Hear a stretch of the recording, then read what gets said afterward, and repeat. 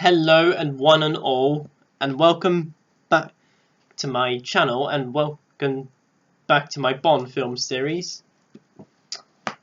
So guys, we are almost done with the 20th century Bond films from Doctor No, and today's review, we shall be reviewing the final Bond film before the 21st century, and that is The World Is Not Enough, released in 1999.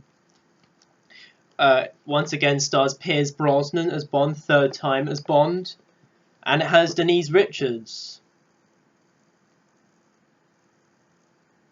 Yeah, and 1999 was a really big year for movies. It was actually one of the most well-known years for movies. It had big movies like this one, The Mummy, and Fight Club, Star Wars, The Phantom Menace, and The Matrix, etc.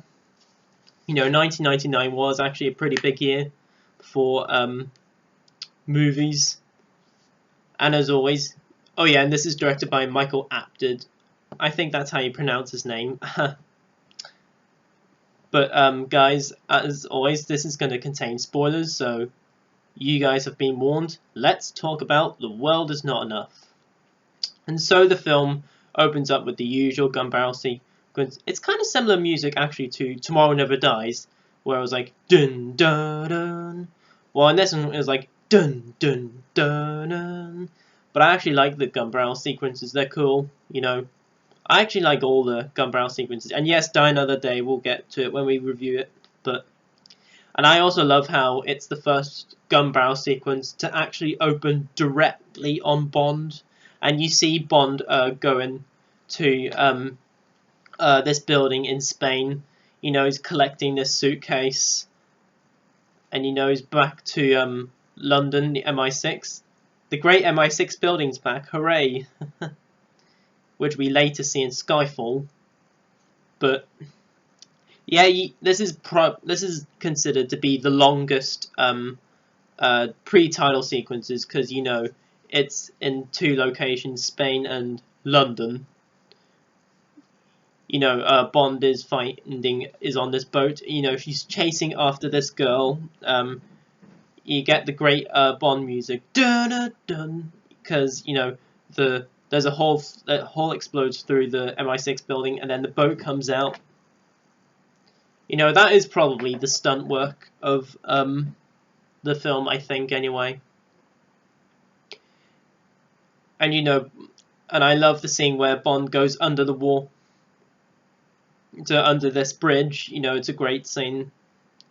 And eventually the girl gets onto the hot air balloon and kills herself, and Bond thankfully lands. Sort of lands on a white circus. I mean, is it a white circus? I don't know. I mean, the only circuses Bond films were Octopussy and Moonraker. But if this was a circus, let me know in the comments. But yeah, after Bond lands on the white, it's sort of a white circus, I think, but I don't know. Then after that, you get the title sequence and title song. The world is not enough. The titles are okay. I mean, the oil design is actually pretty cool. The song, though, it's awesome. I mean, it's not the best Bond song per se, but this one has been gone in my head for quite a while. And after that, we are in another MI6 building, but this time it's at Scotland. And you see Desmond Farewell as Q, because unfortunately Desmond died in a car accident, unfortunately. And so R is basically the assistant to Q, and played by R is John Cleese, who actually does actually a pretty good difference to Q. He's more of a light-hearted one. I mean, Desmond was easily the best Q because he was Q since From Russia with Love all the Bond films since From Russia with Love until World Is Not Enough. Well, minus Live and Let Die. But yeah, it was a nice send off. I mean, he was definitely going to leave very soon whenever the Brosnan era arrived, and here we are. He's left, and I think John Cleese is actually a good replacement. I mean, you don't really see him much in the film, but I think he looks to be a good Q, and he does reprise his role as Q in Die Another Day. And guys, this Bond film is very interesting because, it's very mixed. Some people hate this Bond film. Some people actually kind of enjoy this. While it's not as good as GoldenEye, but it's kind of enjoyable to watch. I'm kind of somewhere in the middle there because, The World Is Not Enough definitely has good things, and it also has some bad things.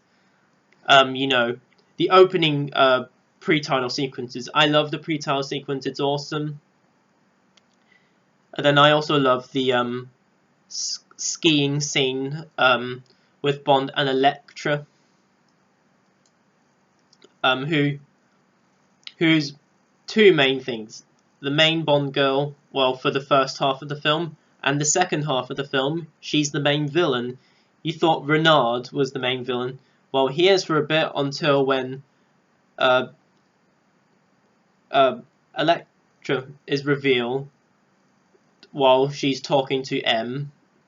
Like she's the head of this certain bad guy group. I don't know what the group is called. If you guys know what it is, let me know in the comments. But again, like Tomorrow Never Dies, it's kind of a forgettable Bond film. I mean, this is this and Tomorrow Never Dies are definitely neck to neck movies. I mean, the action is great in both movies, while The World Is Not Enough might actually have a better story. I mean, this movie kind of does have a story, but Tomorrow Never Dies, in my opinion, was just kind of forgettable. I mean, action sequences in there were great. I mean, there were definitely good things, but overall, that Bond film was okay. The World Is Not Enough is also okay. But first of all, Pierce Brosnan. Many people say it, but I do agree. He gives his best performance as Bond, actually, because, it's weird that most of the third installments for Bond, people consider, when it comes to their third installments, it's their best performance. But I can definitely see why. But yeah, this movie does take risks, like I said earlier, with Elektra becoming the villain in the second half of the film. Towards the end of the film, Bond is you get another torture scene. We haven't had a torture scene in a while since, I don't know, Goldfinger. But I actually cannot oh yeah, torture scene on the conveyor belt in License to Kill. But yeah, Bond after Bond saves himself from the little ring chair. Says to Elektra, "Call him off," and eventually Elektra dies. But yeah. So Renard is basically the last villain to die eventually. Now Renard is actually an okay villain. I mean, he's pretty over the top, but he was an interesting character. Also, Bond says Bond, James Bond twice, says it to Elektra in the first half, and then in the second half to Christmas Jones, played by Denise Richards, who we'll get into soon. And there's a scene where they're going up this sort of lift, and Christmas Jones is like, "Good of a spy. You have a name? The name's Bond. James Bond." Now, it kind of sounds like very American the way James Bond says it. Like, come on, it's Bond. James Bond. It's not Bond. It's kind of like American accent Bond. But the only reason that kind of happened, really, is that Pierce Brosnan is Irish, and Irish does kind of have a connection with that, the O sound, while the UK people, the English people say "aw," but it's kind of ridiculous, but it was a cool scene nonetheless. Now, the main real thing that people hate about The World Is Not Enough is Denise Richards as Dr. Christmas Jones. Now, while she is great to look at, she's hot to look at in not just this movie, but any picture you look at with her. But yeah, I do agree she's not that very good in this movie. Well, as far as acting goes, she's not very good. I mean, she's just there in the movie. You know, yeah, like George Lazenby in On Her Majesty's Secret Service.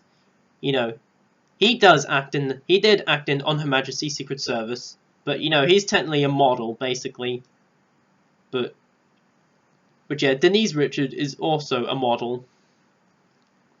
She's not the worst Bond girl. I don't think any Bond girl in the series is horrible, but she gave what she got to this movie.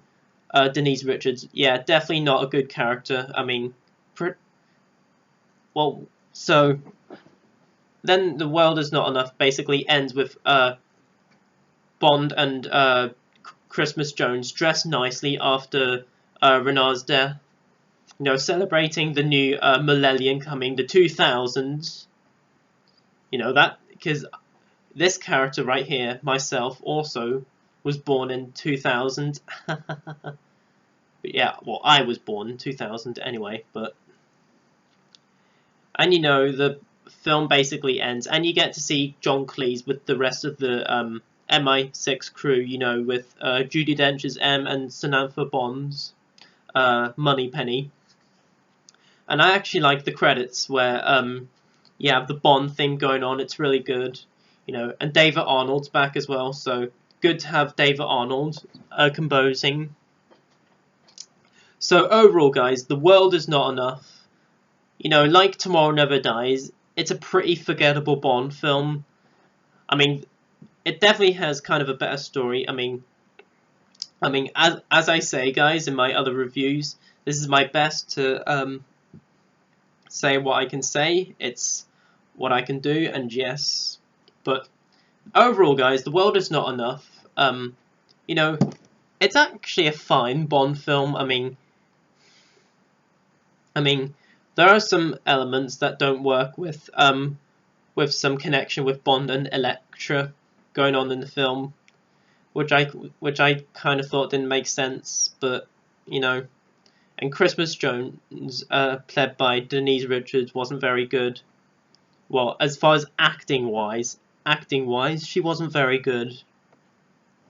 But you know, Pierce Brosnan gave his best performance as Bond anyway. GoldenEye is still his best Bond film, but this here he gave his best performance. And you know, the action's great, the opening, the skiing scene. And you know, this Bond film, it's kind of okay really, but you know, I might prefer this slightly more than Tomorrow Never Dies, but excuse me. But overall, it's kind of enjoyable to say this. I mean, but yeah, overall, guys, on my letter grade scale for The World Is Not Enough, I'm going to give it a C+. Same grade as Tomorrow Never Dies. C+ would easily be my lowest positive grade. Anything below it, I don't like, but anything at C+ or above, I would like. And that's it, guys. That was my review on The World Is Not Enough. So comment down below, let me know what your thoughts on this movie. On where do you rank it with the Brosnan Bond films? Let me know below, and let's have a great discussion in the comments below.